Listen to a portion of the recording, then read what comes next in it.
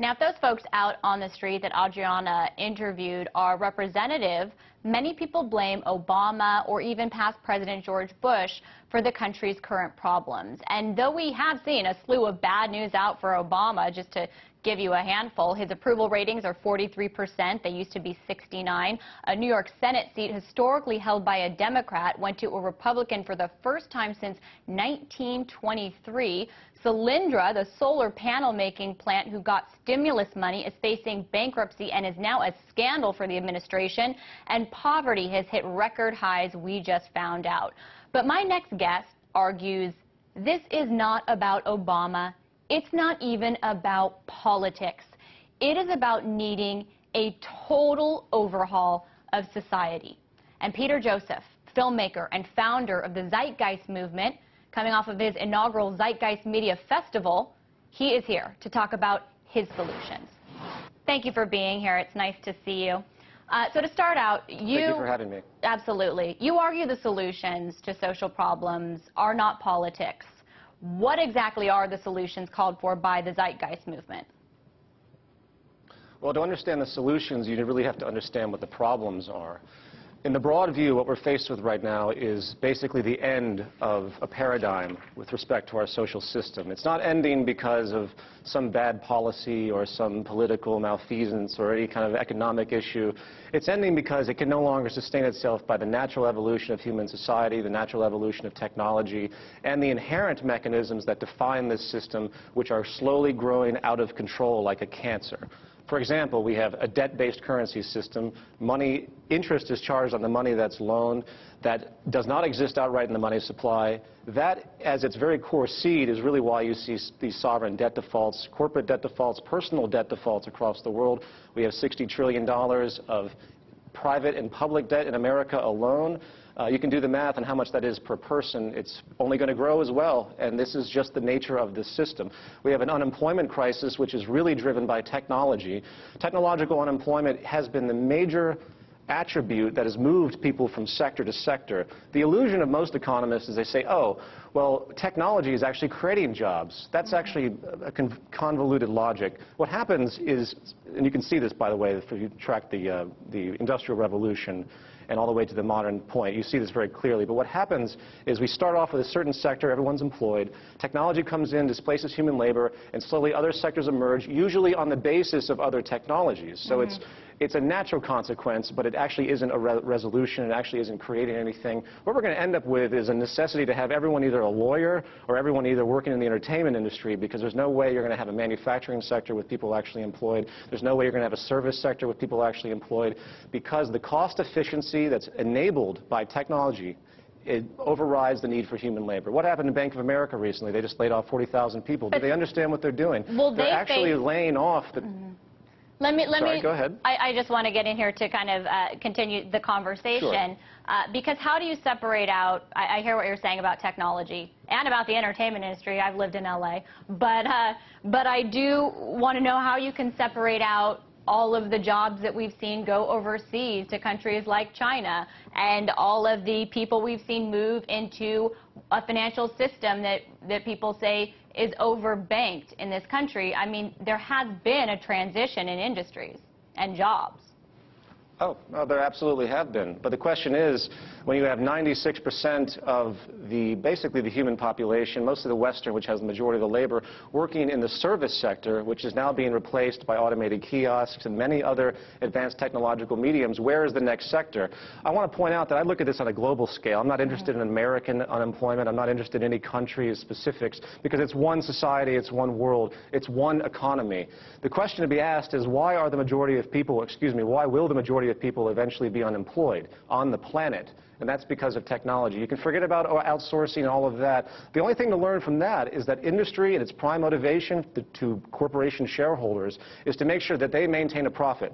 So displacing human labor because of the cost efficiency enabled by technological automation is the contradiction of collapse of capitalism, that many economic theorists have talked about for the past 100 years, including John Maynard Keynes. Right. This is an inevitable evolution, and it's not going to stop. So you're saying the problem is capitalism. What are you saying is the solution? Well, the solution is a completely different reordering of how we actually engage materials, how we create production, and how people actually contribute to society. If you recognize this reality that the market system as we know it, which is the bedrock of the capitalist free enterprise system, whatever you want to call it, we recognize this phenomenon is phasing out. And mark my words, the jobs are not coming back across the board. They can't, because the system will not label it by its inherent logic. When you realize this, you start to open your mind up. You think to yourself, well, if technology can provide all of these tools to enhance production, by the way, just as a throw in here, technological unemployment is inverse to productivity across the world, which means the less people we have working in industry, the more we apply technology, the more production capabilities we actually have, which is amazing.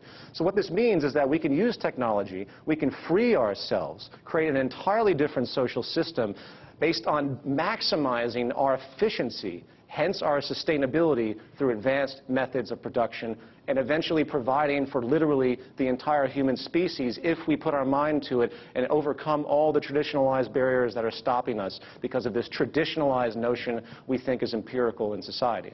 Okay, so you're calling for something really untraditional, but what is it? I mean, it kind of sounds like getting rid of capitalism and putting in what? Well, you can give it names. It's about appreciating a train of thought about what we're doing and how it can actually benefit human society and create the best public health and safety, providing for as many people on the planet as possible. So if you can give it a name, you can call it a resource-based economy or a resource-based economic model, because really what is the foundation of human society? It's resources. It's resources not only of the physical gold, food, and all of those attributes, it's also the mental resource. We have people living their lives wasting their lives as secretaries, wasting their lives in industries that don't produce anything, such as Wall Street and advertising. Can you tell me what they're actually producing that actually helps anybody directly? There really isn't anything. These are filler concepts that actually don't contribute. So if you take the approach that we live off of resources and you organize those resources, you make the most efficient production system you can based on what technical knowledge allows us to do, scientific understanding. You reorient society to let people actually engage in occupations that actually do something instead of spending all of our taking all of our scientists and putting them on military operations right now. They could be using that same engineering resource and mental capacity to benefit all the world's people and create a material abundance. No one could ever be starving on this planet. This is statistically proven, by the way, even with the current inefficiencies we have now.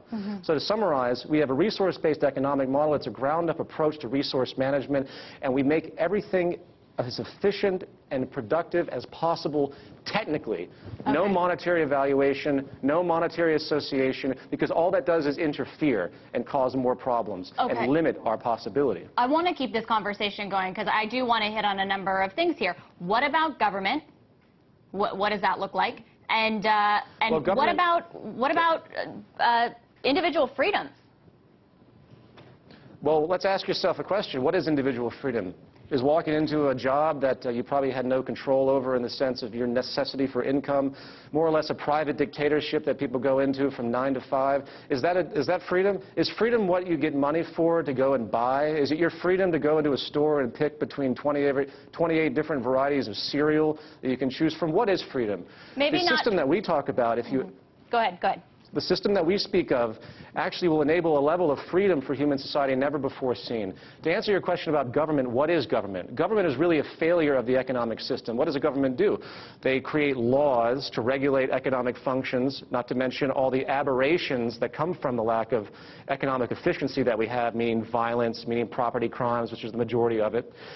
They also engage in military operations against other sovereign nations so they can better themselves and protect themselves over time. That's basically only two things that government actually does, if you really sit down and look at it. Politicians have no technical orientation. They mirror value systems, and they manipulate people's values so people will identify with them and say, oh, I like them. Doesn't matter if they have a plan. None of these politicians running for the U.S. presidency have any plan whatsoever as far as what the unemployment issue really requires, the debt issue really requires, what the energy issue really requires, which are firmly technical.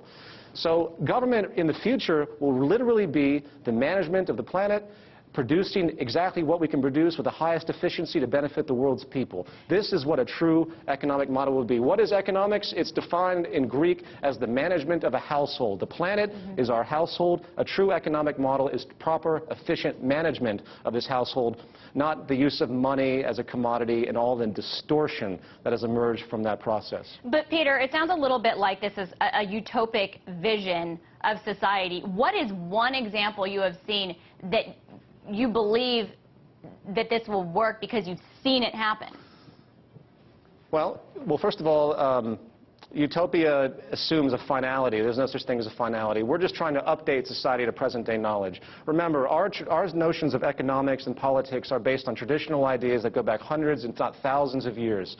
These are completely outdated social structures that do not resemble any of our scientific ingenuity at this point in time and our ability to actually care for the human population, which is what a society is supposed to do, right? The best example you can have are First Nations people that actually understood what it meant to live off the land. They understood the carrying capacity of their region. They understood that you don't pollute the stream that they drink from, which is something industry does every single day right now for its necessity to maintain cost efficiency. Okay, Peter, let me ask you this then. Let me ask you this then. Okay.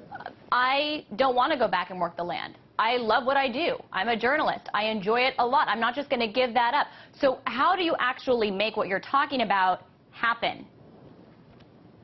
Well, the biosocial pressures that will emerge, that will inhibit your life, that will inhibit the lives of your family, inhibit the lives of everyone else on this planet through time as this system completely deteriorates, will make you question what you value with respect to what you like to do. It's not an issue of what any of us like, okay? It's an issue of what is right and what's sustainable for the human species, what will actually work for us as a society without causing conflict and all of the deprivation and problems that continue to deteriorate our standard of living and create much less safety through society. So if you're to ask a question, oh, well, I like to do this, you have to ask yourself why you like to do that. Is there anything in your history maybe that you like to do other than that? Is there anything in your childhood that you aspired to that maybe you couldn't do because you had to find a wedge into this system to make sure you got it paid for your occupation, which is what all of us have to do?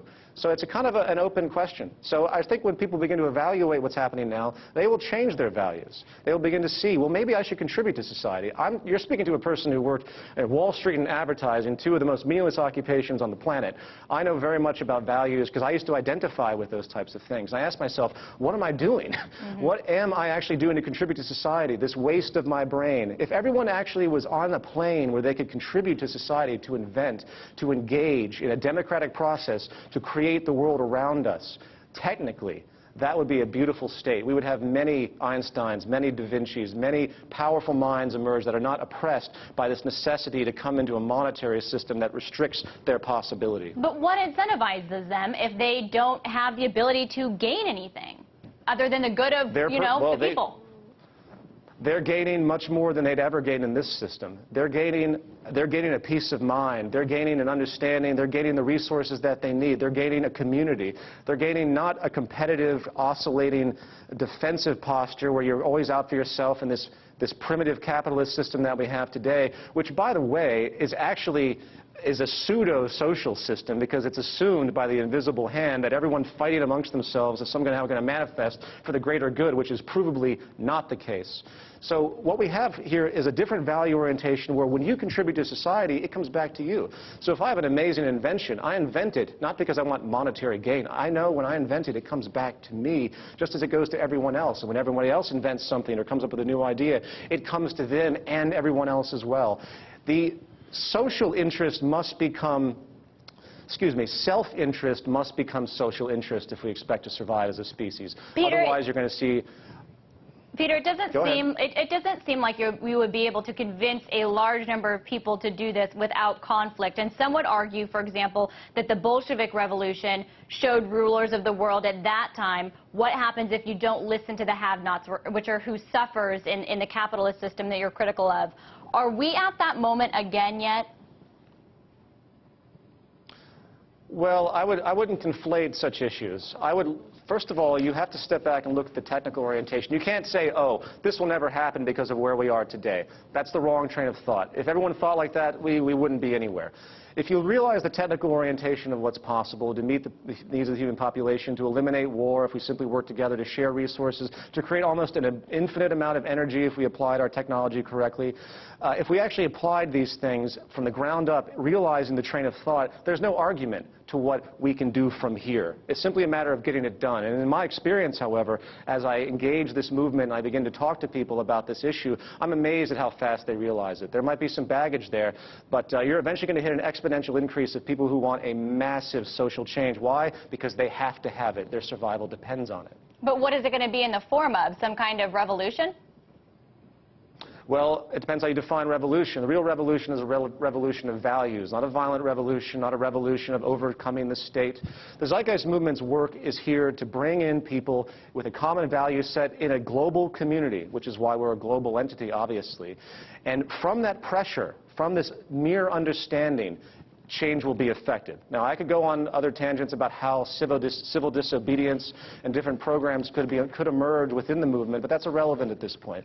If people understand, as the human species as a whole, what's possible, what the real problem is, and what the solution actually is, then it becomes a self-correcting system. The problem is educational. And I think even politicians, even the highest level people in government will wake up to this as well, and eventually the transition will emerge on its own accord. That's pretty optimistic considering how much the political elite benefit from their power. But I appreciate you being here to kind of sort this all out with me and tell us your theories and answer some of the questions that come out of them. That was Peter Joseph, filmmaker and founder of the Zeitgeist movement, fresh off of the Zeitgeist Festival.